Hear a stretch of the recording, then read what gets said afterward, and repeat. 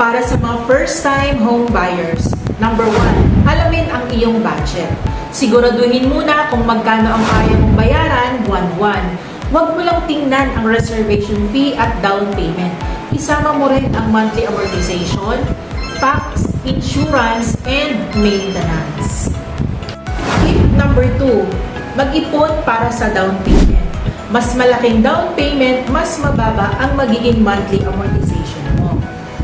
Tip number 3, ayusin ang credit record mo. Mahalaga ang magandang credit standing para mabilis ang approve ng housing loan mo. Tip number 4, magpa-pre-approve ng housing loan. Alamin muna kung magkano ang maaari mong mahiram sa bangko or sa Pag-ibig Fund. Tip number 5, suriin ang location. Kung ito ba ay malapit sa school, malapit sa ospital, malapit sa palengke, at kung ito ba ay accessible sa transportation. Tip number 6, inspeksyonin ang bahay. Siguraduhin kung maayos ang tubig, ang kuryente, ang bubong, at ang buong kondisyon ng bahay.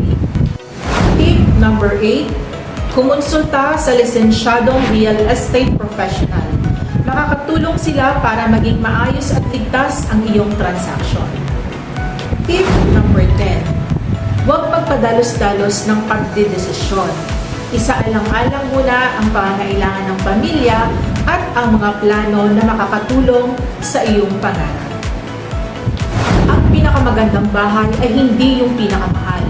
Kung hindi, ay yung pasok sa iyong budget at makakatulong sa iyong mga pangarap sa buhay.